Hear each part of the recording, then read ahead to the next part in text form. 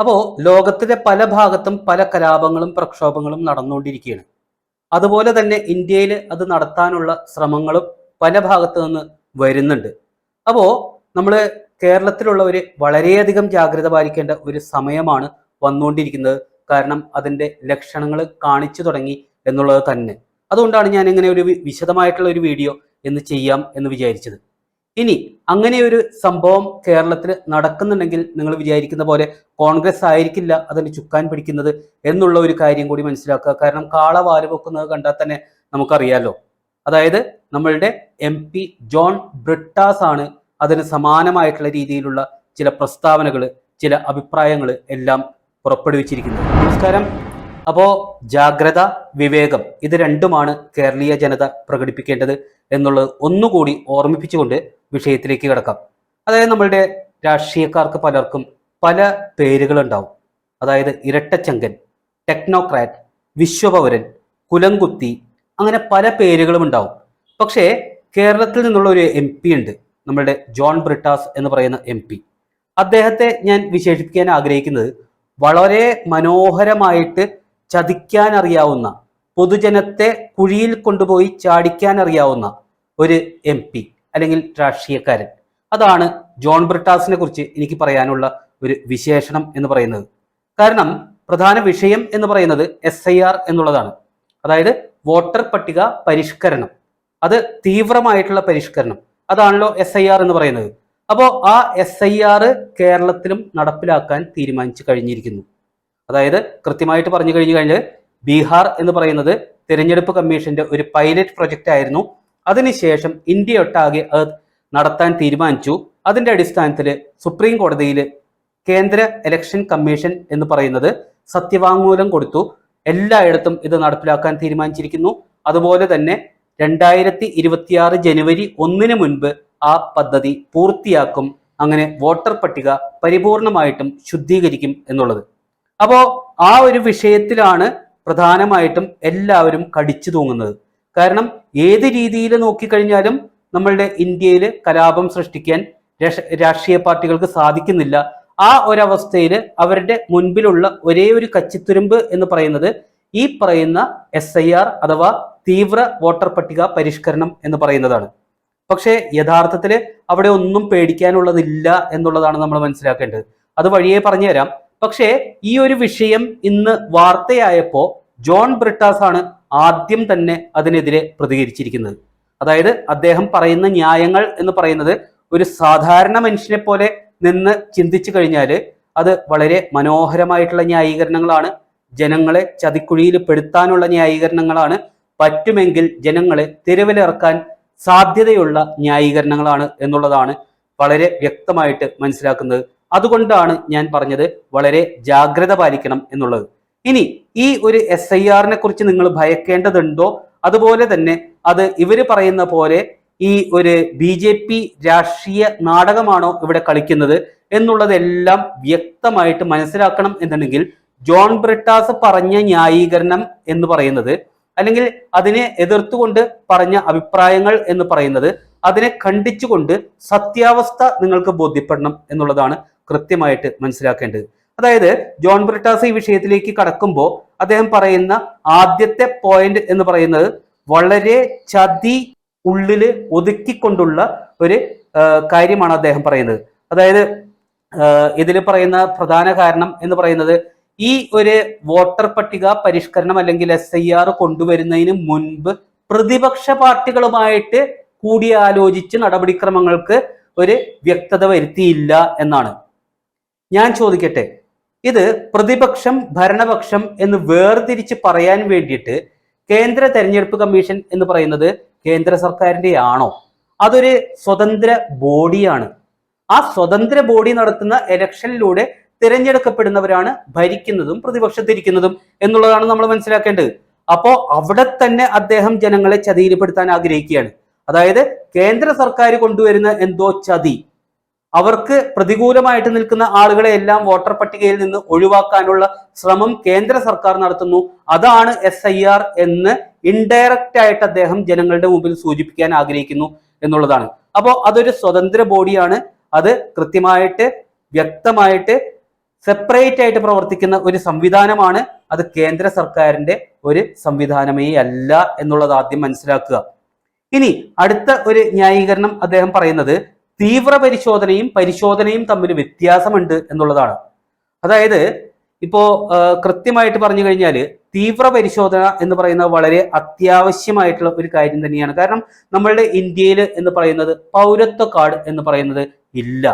അതായത് പൗരത്വം തെളിയിക്കാനുള്ള രേഖയായിട്ട് എന്താണ് നമുക്ക് പറയാനുള്ളത്? ഇപ്പോ വിദേശ രാജ്യങ്ങളിലൊക്കെ പോയി കഴിഞ്ഞാൽ അവിടെ ഗ്രീൻ കാർഡും അതുപോലെ തന്നെ സിറ്റിസൺഷിപ്പ് കാർഡും എല്ലാം ഉണ്ടാവും. നമുക്ക് എന്താണുള്ളത്? ഒരു സ്ഥലത്ത് ആധാർ ഉണ്ട്, ഒരു സ്ഥലത്ത് റേഷൻ കാർഡ് ഉണ്ട്, ഒരു സ്ഥലത്ത് വോട്ടർ ID ഉണ്ട്, പിന്നെ സുനാമി കാർഡ് ഉണ്ട്. അങ്ങനെ ധാരാളം കാർഡുകളാണ് നമുക്കുള്ളത്. യഥാർത്ഥത്തിൽ ഇതിൽ ഏതാണ് ഇന്ത്യൻ പൗരത്വം കാണിക്കുന്ന കാർഡ് എന്ന് ചോദിച്ചു കഴിഞ്ഞാൽ അതിനൊരു ഉത്തരം വ്യക്തമായിട്ടില്ല. അതിലോട്ടുള്ള ചുവടുവയ്പ്പാണ് നമ്മളുടെ കേന്ദ്ര സർക്കാർ ചെയ്യുന്നത്. 65 കൊല്ലം ഭരിച്ചിട്ട് കോൺഗ്രസ് സർക്കാർ ഇത് ചെയ്തില്ല. അതിലേക്കുള്ള ഒരു പ്രയാണം കേന്ദ്ര സർക്കാർ നടത്തുമ്പോൾ ആ കേന്ദ്ര സർക്കാരിന്റെ ഒരു പ്രധാന ഘടകമായിട്ടുള്ള, അതായത് ഒരു സ്വതന്ത്ര ബോഡിയായിട്ടുള്ള ഈ കേന്ദ്ര സർക്കാരിനെ അടക്കം തെരഞ്ഞെടുക്കുന്നതിൽ പ്രധാന പങ്ക് വഹിക്കുന്ന ഈ ഇലക്ഷൻ കമ്മീഷൻ എന്ന് പറയുന്ന ഇത്തരം ശുദ്ധീകരണം നടത്തുമ്പോൾ ആർക്കാണ് ഇത്ര വേദന? അതായത് കൃത്യമായിട്ട് കഴിഞ്ഞ 15, 20 അല്ലെങ്കിൽ 10 വർഷങ്ങളായിട്ട് ബംഗ്ലാദേശിൽ നിന്നുള്ള റോഹിംഗ്യൻസിനെയും ബംഗ്ലാദേശിൽ നിന്നുള്ള മറ്റ് പൗരന്മാരെയും ഇങ്ങോട്ടേക്ക് നിയമവിരുദ്ധമായി ഇന്ത്യയിലേക്ക് കടത്തി അവർക്ക് റേഷൻ കാർഡ്, അവർക്ക് വോട്ടർ ID, അവർക്ക് ആധാർ കാർഡ് എല്ലാം ഉണ്ടാക്കി കൊടുക്കുന്ന ഒരു പ്രത്യേക ലോബി പ്രവർത്തിച്ചു. അതിന്റെ ശുദ്ധീകരണമാണ് സത്യത്തിൽ ഈ കേന്ദ്ര തെരഞ്ഞെടുപ്പ് കമ്മീഷൻ എന്ന് പറയുന്നത് ആഗ്രഹിക്കുന്നത്. അതായത് നമ്മളുടെ ഇന്ത്യയിലെ വിദേശികൾക്ക് സർക്കാർ ജോലി, സൈന്യത്തിൽ വരെ ഒരാൾ കടന്നുകൂടിയ അവസ്ഥ, അതായത് ഭാര്യ വിദേശിയായപ്പോ അദ്ദേഹത്തിന്റെ പൗരത്വം എന്ന് പറയുന്നത് മാറി. അപ്പൊ അങ്ങനെയുള്ള ഒരു അവസ്ഥ. അപ്പോ ആ ഒരു സാഹചര്യത്തിൽ ഇത് വളരെ അത്യാവശ്യം തന്നെയാണ്. അപ്പോ അതിനെയാണ് തീവ്രം എന്ന് പറയുന്നത്. അല്ലാതെ പഴയ വോട്ടർ പട്ടികയിൽ ഉണ്ടായിരുന്ന, അതായത് 20 അദ്ദേഹം ഒരു കാര്യം പറയുന്നുണ്ട്, അതായത് പതിറ്റാണ്ടുകളായിട്ട് അല്ലെങ്കിൽ 20, 30 വർഷങ്ങളായിട്ട് വോട്ടർ പട്ടികയിൽ ഉണ്ടായിരുന്ന ആളുകളെ ബുദ്ധിമുട്ടിച്ച് അവരെ പുറത്താക്കാനുള്ള ഒരു ശ്രമമാണ് ഈ SIR എന്ന് പറയുന്നത് എന്നുള്ള രീതിയിലാണ് അദ്ദേഹം സംസാരിക്കുന്നത്. അപ്പോ കൃത്യമായിട്ട് അവിടെ പുറത്താക്കലല്ല നടക്കുന്നത്.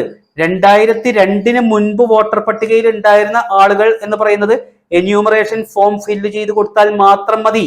അല്ലാതെ അച്ഛന്റെയോ അല്ലെങ്കിൽ അപ്പൂപ്പന്റെയോ ഒന്നും രേഖ കാണിക്കേണ്ട ആവശ്യമില്ല എന്നുള്ളതാണ് സത്യാവസ്ഥ.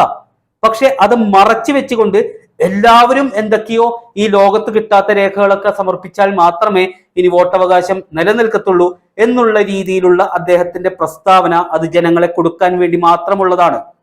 അപ്പോ 2002 മുമ്പുള്ളവർക്ക് ഇനി ഈ കാര്യം പറഞ്ഞപ്പോ അദ്ദേഹം വ്യക്തമായിട്ട് പറയുന്നു, അക്ഷരാഭ്യാസം 100% സാക്ഷരതയുള്ള കേരളത്തിൽ ഇരുന്നു കൊണ്ടാണ് കേരളത്തിൽ SIR നടപ്പിലാക്കാൻ പോകുന്നു എന്ന് പറയുമ്പോൾ അദ്ദേഹം ഈ അക്ഷരാഭ്യാസത്തെ കുറിച്ച് സംസാരിക്കുന്നത്. ഇനി അടുത്തൊരു കാര്യം, ജനങ്ങൾ ബുദ്ധിമുട്ടുന്നു, ഈ രേഖകളെല്ലാം കൊണ്ട് BLOമാരെ കാണണം, അതിന്റെയും ആവശ്യമില്ല. അതായത് വെറും ചുരുങ്ങിയ ദിവസങ്ങൾ കൊണ്ട് ബീഹാറില് BLOമാര്, പുതുതായിട്ട് അപ്പോയിന്റ് ചെയ്ത BLOമാര്, ഇവരെല്ലാം ജനങ്ങളെ വീട്ടിൽ പോയി നേരിട്ട് കണ്ട് ഈ എന്യൂമറേഷൻ ഫോം 80% കളക്ട് ചെയ്ത് കഴിഞ്ഞു, എത്രയോ മുമ്പ് തന്നെ. അപ്പോ ഈ കേരളത്തിൽ അത് നടക്കില്ലേ? ഈ കേരളത്തില് BLOമാര് ആവശ്യത്തിനില്ലേ? അപ്പോ ഇങ്ങനെയുള്ള മുട്ടാപ്പോക്ക് ന്യായങ്ങൾ പറഞ്ഞുകൊണ്ട് ജനങ്ങളെ കബളിപ്പിക്കാൻ ശ്രമിക്കുക എന്നുള്ള അടുത്ത ഒരു കാര്യം എന്ന് പറയുന്നത് അദ്ദേഹം മുന്നിലിടുന്നു. അടുത്തൊരു കാര്യം എന്ന് പറയുന്നത്, നമ്മളുടെ ഈ വോട്ടർ പട്ടിക ഇത്ര ശുദ്ധമല്ല എന്ന് കേന്ദ്ര തെരഞ്ഞെടുപ്പ് കമ്മീഷന് ബോധ്യമുണ്ടെങ്കിൽ ഈ മോദി സർക്കാരും ഈ ശുദ്ധമല്ലാത്ത വ്യാജ വോട്ടർമാരടങ്ങുന്ന വോട്ടർ പട്ടികയിൽ നിന്നുള്ള ആളുകളുടെ വോട്ട് നേടിയല്ലേ ഇപ്പോ ഭരണത്തിലിരിക്കുന്നത് എന്ന് പറയുന്ന, അതായത് നാടൻ ഭാഷയിൽ പറഞ്ഞാല് എല്ലാ ഉത്തരങ്ങളും മുട്ടി എല്ലാ ന്യായീകരണങ്ങളും പരാജയപ്പെട്ട് കഴിയുമ്പോൾ തൂറിത്തോപ്പിക്കുക എന്ന് പറയുന്ന ഒരു കാര്യമുണ്ട്. ആ ഒരു നടപടിയാണ് ഇദ്ദേഹം കാണിച്ചിരിക്കുന്നത്. വളരെ സൗമ്യമായ മുഖം, എല്ലാ രാഷ്ട്രീയക്കാരുമായിട്ട് വളരെ നല്ല ബന്ധം എന്ന് അഭിനയിക്കുന്ന വ്യക്തി, വളരെ സൗമ്യമായിട്ട് സംസാരിക്കാൻ അറിയാവുന്ന, നമ്മൾ പാർലമെന്റിലൊക്കെ അദ്ദേഹം സംസാരിക്കുന്ന കണ്ടു കഴിഞ്ഞാൽ സുരേഷ് ഗോപി മാറി നിൽക്കേണ്ടി വരും. അത്രയ്ക്ക് നല്ല അഭിനയമാണ്. അതായത് വികാരം കാണിക്കേണ്ടടുത്ത് വികാരം കാണിക്കുക, ദേഷ്യം കാണിക്കേണ്ടടുത്ത് ദേഷ്യം കാണിക്കുക, ആ രീതിയിൽ ബോഡി ലാംഗ്വേജ് മാറ്റം വരുത്തുക. ഇപ്പൊ നമ്മള് ഇവിടെ ഛത്തീസ്ഗഡില് കന്യാസ്ത്രീമാരുടെ കേസിൽ പോയപ്പോൾ തന്നെ അദ്ദേഹത്തിന്റെ പ്രതികരണങ്ങളൊക്കെ നമ്മൾ കണ്ടതാണ്. യഥാർത്ഥത്തിൽ എത്രയോ മുമ്പ് പുറത്തിറങ്ങേണ്ട കന്യാസ്ത്രീമാര് ഇവരുടെ ഈ രാഷ്ട്രീയ നാടകം അത് വെച്ച് 10 വോട്ട് കിട്ടുന്നുണ്ടെങ്കിൽ കിട്ടട്ടെ എന്ന് വിചാരിച്ച് നടത്തിയ നാടകം മുഖാന്തരമാണ് ഇത്രയും ദിവസം അവരകത്ത് കിടക്കേണ്ടി വന്നത്. അതല്ല ചുമ്മാ കേന്ദ്ര BJP-യിലോട്ടോ അല്ലെങ്കിൽ കേരളത്തിൽ തന്നെ രാജീവ് ചന്ദ്രശേഖരനെയോ രഹസ്യമായിട്ട് ഫോണിൽ വിളിച്ച് അച്ഛന്മാര് പറഞ്ഞിരുന്നെങ്കിൽ അത് ന്യായമുള്ളതാണെങ്കിൽ അവര് ഉടനടി ആക്ഷൻ എടുത്ത് നെക്സ്റ്റ് ഡേ സിസ്റ്റർമാര് പുറത്തിറങ്ങിയേനെ. അപ്പൊ ഇങ്ങനെയുള്ള നാടകം കളിക്കുന്ന അദ്ദേഹം തൂറിത്തോപ്പിക്കാനുള്ള ഒരു ശ്രമം നടത്തിയിരിക്കുന്നു. ഈ മോദി സർക്കാർ അപ്പൊ ഈ വ്യാജ വോട്ടർമാരുടെ വോട്ട് കൊണ്ടല്ലേ ജയിച്ച് ഇപ്പൊ ഭരണത്തിലിരിക്കുന്നത്. അതുകൊണ്ട് ഇപ്പൊ ഭരിക്കാനുള്ള ആ ഒരു അവകാശം അവർക്കുണ്ടോ? 65 കൊല്ലമായിട്ട് കോൺഗ്രസും നിങ്ങളും കൂട്ടുമന്ത്രിസഭയും അല്ലാതെയുള്ള മന്ത്രിസഭയും എല്ലാമായിട്ട് കേന്ദ്രം ഭരിച്ചില്ലേ മോദി വരുന്നതിന് മുൻപ്? ഇപ്പോഴും കേരളത്തിൽ നിങ്ങളുടെ ഇരട്ടച്ചങ്കൻ ഭരിച്ചുകൊണ്ടിരിക്കുന്നില്ലേ? അപ്പോ ഈ ഇരട്ടച്ചങ്കനും ഇതുപോലെ തന്നെയാണോ? ഒരു BJP-കാരനും ഇതുവരെ ഞാൻ കള്ള വോട്ട് ചെയ്തിട്ടുണ്ട് എന്ന് പബ്ലിക്കിന്റെ മുമ്പിൽ വന്ന് പറഞ്ഞിട്ടില്ല. പക്ഷെ കേരളത്തിൽ പഴയ CPM പ്രവർത്തകർ ഞങ്ങൾ കള്ള വോട്ട് ചെയ്തിട്ടുണ്ട്, ഒരേ ദിവസം 2ഉം 3ഉം വോട്ടുകൾ ചെയ്തിട്ടുണ്ട് ഒരു തെരഞ്ഞെടുപ്പില് എന്ന് പറഞ്ഞത് നിങ്ങളുടെ പാർട്ടിക്കാരാണ്.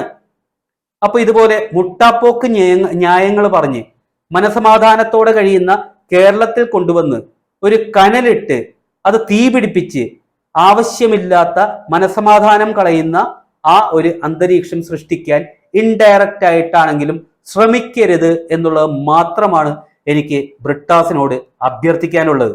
മാത്രമല്ല നിങ്ങളുടെ വിഷമം ഞങ്ങൾക്ക് മനസ്സിലാവും. കാരണം എന്താണെന്ന് വെച്ചാൽ ഈ ഒരു വോട്ടർ പട്ടിക പരിഷ്കരണം അതായത് SIR വരുന്നതിലൂടെ സാധാരണ പാരമ്പര്യമായിട്ട് ഇവിടെ വോട്ട് ചെയ്തുകൊണ്ടിരിക്കുന്ന ഒരു മനുഷ്യനും വോട്ട് നഷ്ടപ്പെടില്ല. അതിനുദാഹരണമാണ് ബീഹാറിൽ 68 ലക്ഷം വോട്ടർമാര് വോട്ടർ പട്ടികയിൽ നിന്ന് പുറത്തായതിനു ശേഷം സുപ്രീം കോടതി ഇടപെട്ടു. പരാതിയുള്ളവർക്ക് എല്ലാവർക്കും പരാതി ബോധിപ്പിക്കാം എന്ന് പറഞ്ഞിട്ടും വെറും 2 പരാതികളാണ് വന്നത്. എന്തുകൊണ്ട് ജനങ്ങൾ പരാതിയുമായിട്ട് വന്നില്ല?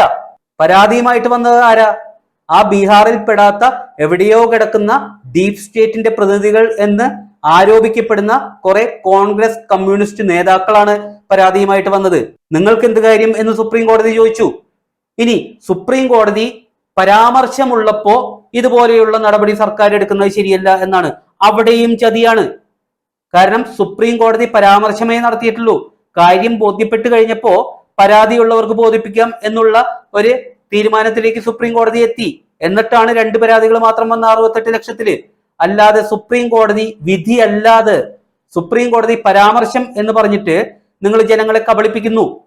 ജനങ്ങൾ വിചാരിക്കുമല്ലോ സുപ്രീം കോടതി പറഞ്ഞിട്ടും കേന്ദ്ര തെരഞ്ഞെടുപ്പ് കമ്മീഷൻ ചിന്തിക്കുന്നില്ല അല്ലെങ്കിൽ നടപടികൾ എടുക്കുന്നില്ല എന്ന്. സുപ്രീം കോടതി പരാമർശമാണ്. എപ്പോഴും ഒരു കേസ് വരുമ്പോ ചില ചോദ്യങ്ങൾ സുപ്രീം കോടതി ചോദിക്കും. ആ ചോദ്യം എന്ന് പറയുന്നത് ചിലപ്പോ ഈ വാദികൾക്കോ പ്രതികൾക്കോ പ്രതികൂലമോ അനുകൂലമായതായിരിക്കാം. പക്ഷെ അവസാനം എന്തു പറഞ്ഞു എന്നുള്ളിടത്താണ് പ്രധാന കാര്യം കിടക്കുന്നത്. അപ്പൊ നിങ്ങളുടെ വിഷമം ഞങ്ങൾക്ക് മനസ്സിലാവും. ചില പ്രേതങ്ങളുടെ വോട്ടുകൾ നിങ്ങൾക്ക് ഇല്ലാതാവും. ചില റോഹിംഗ്യൻസിന്റെയും ബംഗ്ലാദേശികളുടെയും വോട്ട് നിങ്ങൾക്ക് ഇല്ലാതാകും. വിദേശ പണം സ്വീകരിച്ച് നിങ്ങൾ കഷ്ടപ്പെട്ട് ഉണ്ടാക്കി കൊടുത്ത റേഷൻ കാർഡും ആധാർ കാർഡും വോട്ടർ ID-യും നഷ്ടപ്പെടും. അതിന്റെ വേദന എന്ന് പറയുന്നത് മനസ്സമാധാനമായിട്ട് കഴിയുന്ന ഇന്ത്യയിലെ ഇന്ത്യൻ പൗരന്മാരെ തെരുവിലിറക്കിക്കൊണ്ടല്ല നടത്തേണ്ടത്, അല്ലെങ്കിൽ അതിന് പരിഹാരം കാണേണ്ടത് എന്നുള്ളത് മനസ്സിലാക്കുക. രാജ്യത്തിന് വേണ്ടി പ്രവർത്തിക്കുക.